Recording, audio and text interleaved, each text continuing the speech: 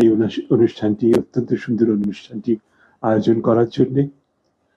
আমাদের এই শেরেবাংলা ফাউন্ডেশনের যাত্রা শুরু হয় 2013 সালে।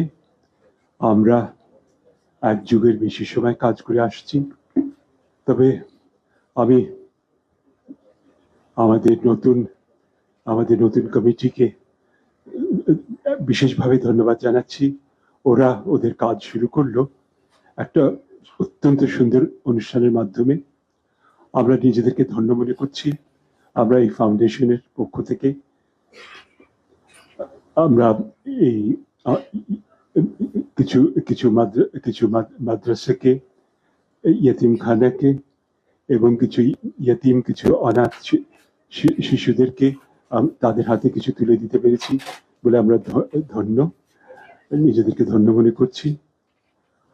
আমি ভাষণ দিব না, আমি একজন সুবক্তা নই, আমি একজন বিমৃতিপ্রাপ্ত মানুষ।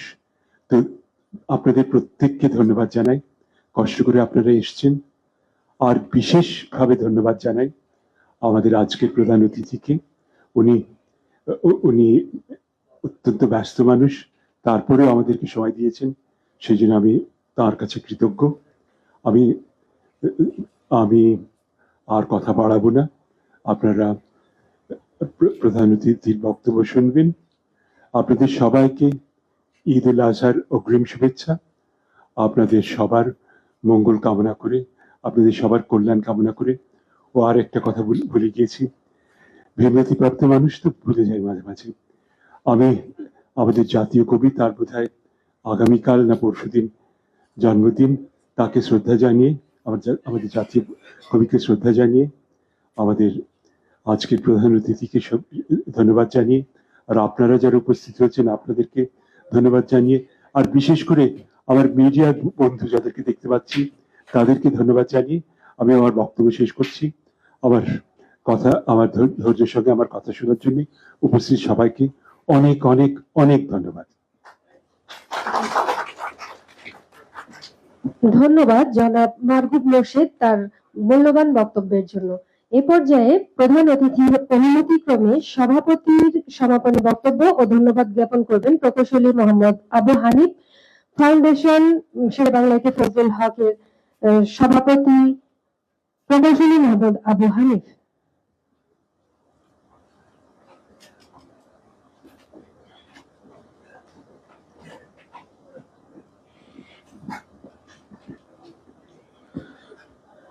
বিসমিল্লাহির রহমানির রহিম।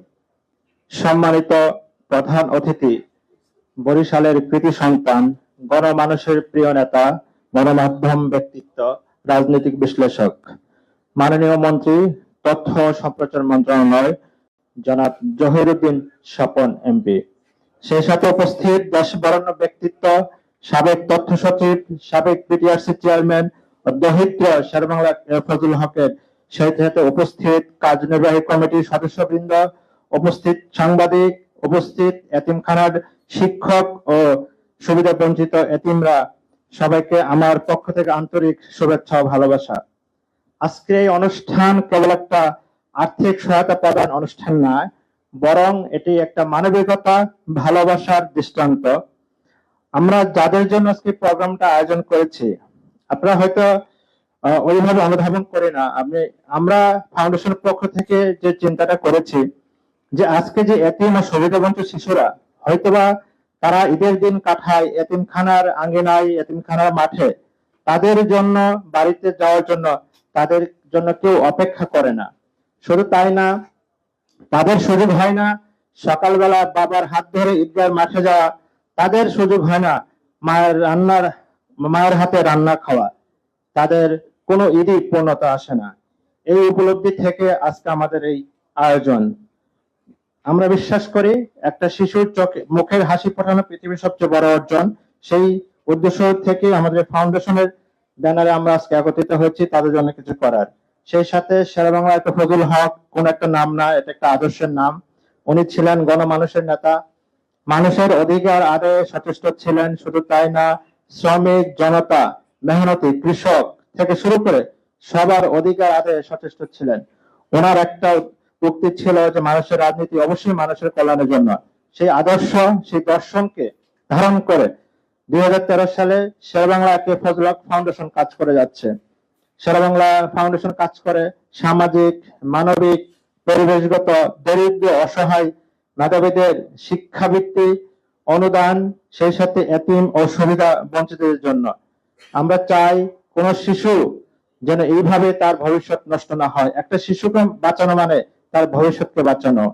সেই সত্য ধরে শেরেবাংলা ফজলুল হক ফাউন্ডেশন আজকের এই আয়োজন করেছে। আমরা বিশ্বাস করি আমরা যদি এই এতিম অসহায় শিশুদের পাশে দাঁড়াই, অবশ্যই তাদের এখান থেকে একদিন প্রকৌশলী, ডাক্তার, বিজ্ঞ, আলেম, সমাজের উচ্চ স্তরে কর্মকর্তা বের হয়ে আসবেন। আমি রিকোয়েস্ট করব সমাজের বিত্তবান যারা আছেন অবশ্যই এতিম সুবিধা বঞ্চিত শিশুদের কথা ভাববেন, তাদের পাশে দাঁড়াবেন, এটা আমার অনুরোধ। সেই সাথে আমার ফাউন্ডেশনের পক্ষ থেকে আজকের প্রধান অতিথির কাছে একটা বিনয়ী অনুরোধ থাকবে। আমি ওনার সাথে কাজ করার সুযোগ হয়েছে, রাজনৈতিক সংশ্লিষ্টতা থাকার কারণে উনি খুবই পজিটিভ এবং ডাইনামিক লিডার। তো উনি ইতিমধ্যে কথা দিয়েছে এই ফাউন্ডেশনের সামনে যত ধরনের প্রোগ্রাম এবং ইনোভেটিভ কাজ উনি সবসময় থাকবেন, এবং উনি নিজে থেকে বলেছেন অবশ্যই আমাকে সম্পৃক্ত রাখবেন। এটা আমার জন্য, আমাদের জন্য বড় একটা পরম সৌভাগ্যের বিষয়। ইনশাআল্লাহ আজকে এই মাননীয় প্রধান অতিথিকে অসংখ্য ধন্যবাদ জানাই। শতদ ব্যস্ততার ভিতরেও মানে উপস্থিত হয়ে আজকে এই অনুষ্ঠানকে প্রাণবন্ত করেছেন এবং অনুষ্ঠানটাকে পরিপূর্ণ করেছেন। সেই সাথে ধন্যবাদ জানাই গেস্ট অফ অনার, বিশেষ সম্মানিত অতিথি সৈয়দ মারুফ মোর্শেদ স্যারকে। ওনার এই বয়সের ভারেও উনি যখন এই ফাউন্ডেশনের কোন প্রোগ্রামের কথা আসে উনি সবকিছু ছেড়ে দিয়ে এই ফাউন্ডেশনের জন্য, প্রোগ্রামের জন্য চলে আসেন। উনি এই জন্য অসংখ্য ধন্যবাদ। সেই সাথে কষ্ট করে যারা মাদ্রাসার শিক্ষক, এতিম শিশু, কার্যনির্বাহী কমিটি, সাংবাদিক, অন্যান্য অতিথি সুধীবৃন্দ, সবাইকে আন্তরিক ধন্যবাদ জানাই। সেই সাথে আজকে এই প্রোগ্রাম আমার সমাপনী বক্তব্য, ভুল ত্রুটি হলে ক্ষমা সুন্দর দৃষ্টিতে দেখবেন, এবং সবাইকে অগ্রিম ঈদ উল আজহার শুভেচ্ছা থাকলো। আসসালামু আলাইকুম।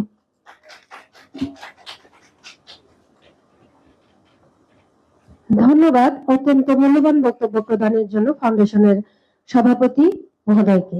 এই পর্যায়ে আমাদের মাঝে বক্তব্য রাখবেন আজকের অনুষ্ঠানের প্রধান আকর্ষণ, যার শেকড় বরিশালের মাটিতে আর যার কর্মময় জীবন সারা বাংলার মানুষের জন্য নিবেদিত।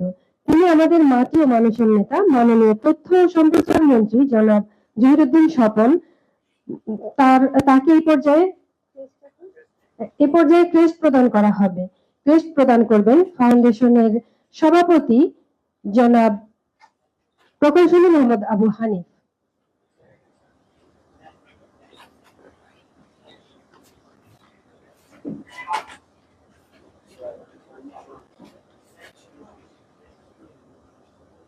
সম্মানিত প্রধান অতিথিকে ক্রেস্ট প্রদান করছেন ফাউন্ডেশনের সভাপতি মহোদয়।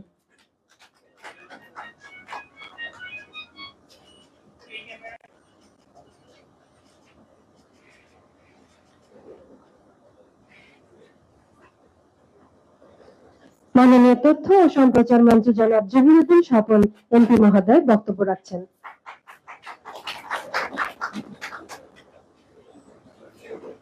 বিসমিল্লাহির রহমানির রহিম।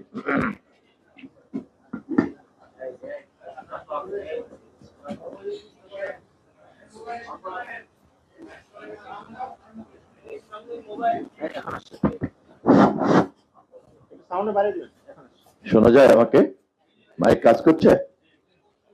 জি জি জি, ঠিক আছে। বিসমিল্লাহির রহমানির রহিম। শেরেবাংলা একে ফজলুল হক ফাউন্ডেশনের আজকের এই ঈদ উপলক্ষে এতিমদের মধ্যে যে অনুদান বন্টনের যে আন্তরিকতাপূর্ণ আয়োজন, এই আয়োজনের সভাপতি, এই ফাউন্ডেশনের সভাপতি ইঞ্জিনিয়ার জনাব হানিফ সাহেব, এবং এই ফাউন্ডেশনের প্রধান উপদেষ্টা মরহুম শেরেবাংলা একে ফজলুল হকের দৌহিত্র সাবেক সচিব জনাব মারুফ মোর্শেদ সাহেব, উপস্থিত এই ফাউন্ডেশনের সম্মানিত কর্মকর্তাবৃন্দ, সাধারণ সম্পাদক জিয়াউর রহমান এবং অন্যান্য কর্মকর্তাবৃন্দ, আজকে যারা অনুদান গ্রহণ করছেন সেই সকল ব্যক্তি এবং প্রতিষ্ঠানের উপস্থিত প্রতিনিধিবৃন্দ, গণমাধ্যমের দায়িত্বরত সাংবাদিক ভাই বোনেরা, সবাইকে আসসালামু আলাইকুম। শেরেবাংলার নামের সাথে ব্যক্তিগতভাবে আমার আবেগ জড়িত। আমার দাদা, যিনি ছিলেন শেরেবাংলার একেবারে ঘনিষ্ঠতম একজন শিষ্য, এবং বরিশাল তখন উত্তর এবং দক্ষিণ মহকুমা ছিল আর কি। উনি ছিলেন উত্তর বরিশালের কৃষক প্রজা পার্টির সাধারণ সম্পাদক।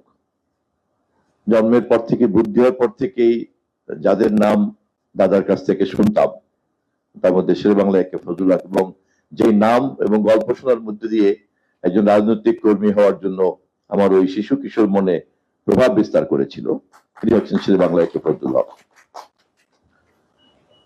আমার দাদা একটা স্কুল প্রতিষ্ঠা করেছিলেন, এবং সেটাও শেরেবাংলা একে ফজলুল হকের সরাসরি প্রত্যক্ষ পৃষ্ঠপোষকতা অনুদানে।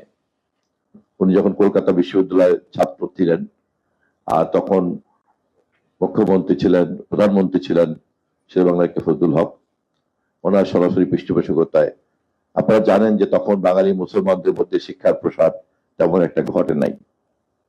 শেরেবাংলা একে ফজলুল হক তিনি যখন 1937 সনের নির্বাচনে অবিভক্ত বাংলার প্রথম নির্বাচিত প্রধানমন্ত্রী হলেন, ব্রিটিশরা তখন কেবল ধীরে ধীরে ধীরে ধীরে গণতান্ত্রিক প্রক্রিয়া শুরু করলো, এবং তার মধ্য দিয়ে শেরেবাংলা অবিভক্ত ভারতের প্রথম নির্বাচিত নেতা হিসাবে সামনে আসলেন।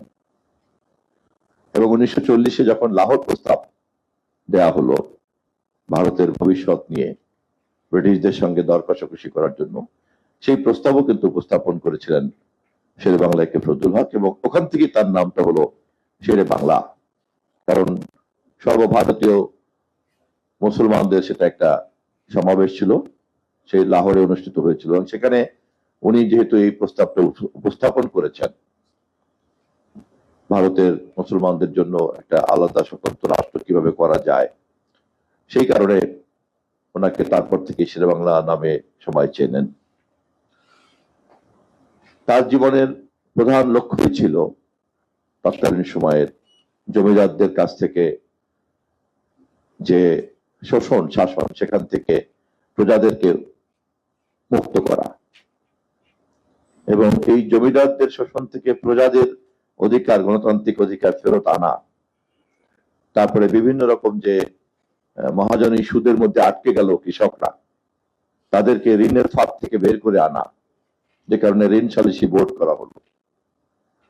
এবং এইভাবেই জমিদারি প্রথা একটা পর্যায়ে গিয়ে কিন্তু বিলুপ্ত হয়ে গেল, এবং কৃষকরাও বা প্রজারাও কিন্তু ঋণ থেকে মুক্তি পেয়ে গেল।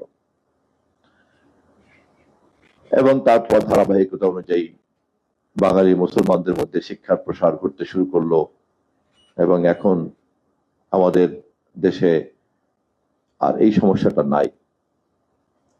কিন্তু যারা ইতিহাস সম্পর্কে চর্চা করেন তারা সকলেই বুঝতে পারবেন যে জমিদারি প্রথার হাত থেকে এই কৃষকদেরকে, প্রজাদেরকে রক্ষা করা, জমিদারি প্রথা বাতিল করা, ঋণ সালিসি বোর্ড গঠন করা, এবং এইভাবে কৃষক প্রজাদের, কারণ এর শতকরা 90% তখন মুসলমানরাই ছিল কৃষক প্রজা, জমিদারদের বেশিরভাগই ছিল তখন হিন্দু।